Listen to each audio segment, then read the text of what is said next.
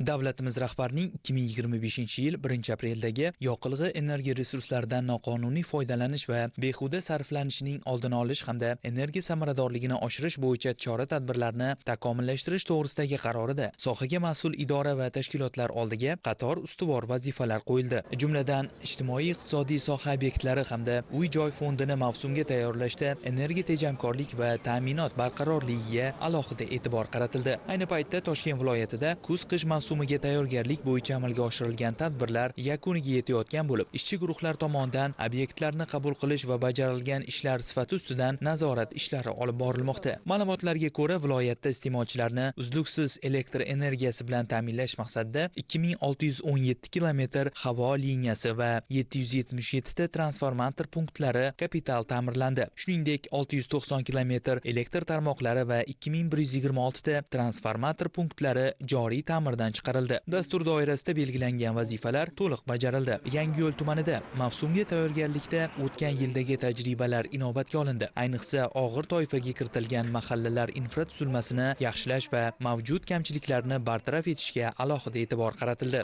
Yangiyo'l tumanida mahallalarning infratuzilmasini yaxshilash maqsadida prezidentimiz tashabbuslari bilan 100 milliard pul ajratildi. Ana shu mablag' hisobidan og'ir toifada kirgan mahallalarning elektr tarmoqlari, suv tizimi, gaz tizimlari yaxshilandi. 43 ta transformator rekonstruksiya qilindi. 7 ta yangi transformator qo'yildi. 600 dona temir beton stunlar qo'yildi. Katta bosimli gaz taqsimlagich punktlar almashtirildi. Bundan tashqari 60 kilometr ichki yo'llar asfaltlashtirildi. 20 kilometr tuproqli yo'llar shaharlashtirildi. Og'ir toifadagi mahallalar ham kuz-qish mavsumiga to'liq tayyorlandi. Mavsumni muvaffaqiyatli o'tkazish maqsadida tuman hokimligida 24 soat faoliyat yurituvchi shtab tashkil etildi. Aholi murojaatlari muntazam qabul qilinmoqda. Tumanda kuz-qish mavsumiga tayyorgarlik va energiya resurslaridan samarali foydalanish bo'yicha tasdiqlangan dastur deyarli to'liq amalga oshirildi. Ana shu munosabat bilan tashkil qilingan saf ko'rigida xizmat ko'rsatuvchi korxona va tashkilotlar, shuningdek muhandislik, kommunikatsiya tarmoqlari va favqulodda holatlar xizmatlari vakillari qatnashdi. Tadbirda maxsus texnika vositalari, uskunalar, energiya tejamkor jihozlar va materiallar namoyish etildi. Ishchi guruhlar tomonidan mavjud salohiyat baholandi. Ehtimoliy avariya holatlarini bartaraf etish imkoniyatlari ko'rib chiqildi. Qayd etilishicha, bu yilgi tayyorgarlik jarayonlarida mahalliy byudjetdan qo'shimcha mablag'lar ajratilgan. Tizim tashkilotlari tomonidan zarur jihoz va uskunalar yetkazib berilgan.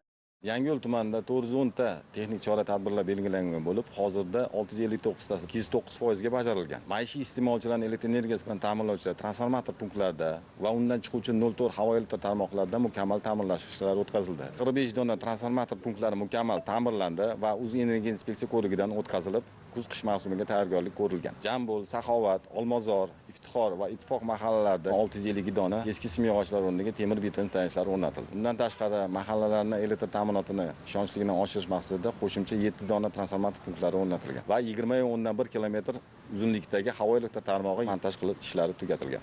Tizimda qayta tiklanuvchi energiya manbalaridan foydalanish kengaymoqda. Yirik korxona va tashkilotlar, tadbirkorlar, shuningdek aholi xonadonlariga quyosh panellari hamda geokollektorlar o'rnatilishi natijasida umumiy yuklama sezilarli darajada kamaytirilmoqda.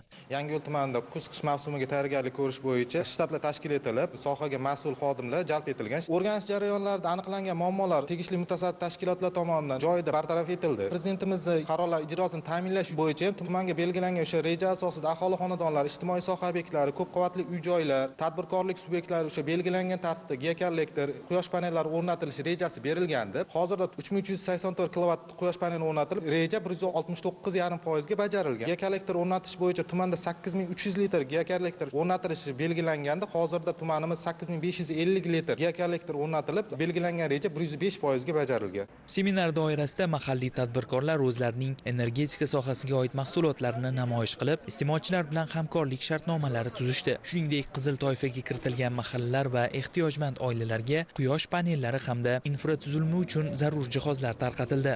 Yangiyo'l tumanida 51 ta mahalla mavjud bo'lib, prezidentimizning tegishli farmonlariga ko'ra mol-mulk solig'ini 10% mahallani o'z ixtiyorida qoldirilishi juda katta imkoniyat yaratyapti. Shu kunga qadar mana shu manba hisobidan 3 kilometr ichki yo'llar asfaltlantirildi, 180 dan oshiq ko'cha chiroqlari olib berildi, kambag'al oilalarni uy ta'mirlariga ko'maklashildi, mahallani texnik bazasini yaxshilash maqsadida kompyuter, printer, stol, stul, binoga zarur bo'lgan jihozlar olib berildi. 5 ta mahalla binomiz qayta ta'mirlandi. Bugungi tadbirda ham 70 ta ko'cha chiroqlari olib keltirilgan. 2 ta mahallamizni texnik bazasini yaxshilash maqsadida 2 ta printer va 2 ta kompyuter jihozni ham bugun berdik. Yashil iqtisodiyotga qaratilgan tadbir doirasida 15 ta xonadonga quyosh panel qo'yib berishga erishdik. Bugungi tadbirning o'zida 2 ta kam ta'minlangan ehtiyojmand oilamizga 5 kilovatlik quyosh panellarini berdik. Tadbirda yong'in xavfsizligi masalalari ham alohida muhokama etildi. Mavsum davomida yuzaga kelishi mumkin bo'lgan favqulodda holatlarning oldini olish maqsadida ijtimoiy soha obyektlari va aholi xonadonlaridagi dudboronlar ko'zdan kechirilmoqda, tozalanmoqda va xavfsizlik bo'yicha yo'riqnomalar tarqatilmoqda. Tabiiy gazni tejash maqsadida energiya tejamkor uskunalar joriy etilishi, 3 bosqichli gaz ta'minoti tizimini 2 bosqichli tizimga o'tkazish ishlari amalga oshirilmoqda.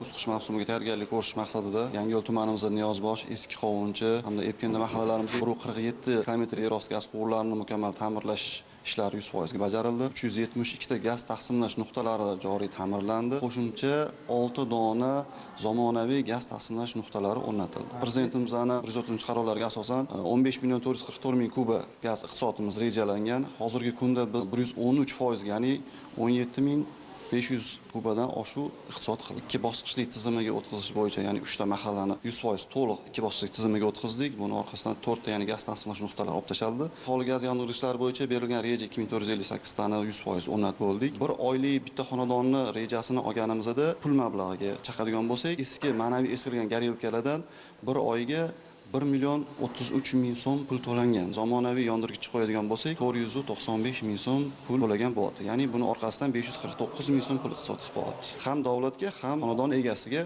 manfaat keltiradi. Tuman hokimligida o'tkazilgan matbuot anjumanida ommaviy axborot vositalari vakillari hamda blogerlarga mavsum uchun olib borilgan tayyorgarlik ishlari, energiya tejamkorlik bo'yicha ko'rilgan chora-tadbirlar haqida batafsil ma'lumot berildi. Elektr, gaz va suv ta'minoti uchun mas'ul rahbarlar, boshqaruv kompaniyalari va ijtimoiy soha obyektlari vakillari ishtirokchilarga mavjud holat haqida axborot taqdim etishdi. Albatta, amalga oshirilayotgan bu kabi chora-tadbirlar mavsumni barqaror va samarali o'tkazish, energiya resurslaridan tejamkor va oqilona foydalanish, shu orqali umumiy samaradorlikni oshirishga qaratilgani bilan alohida ahamiyat kasb etadi.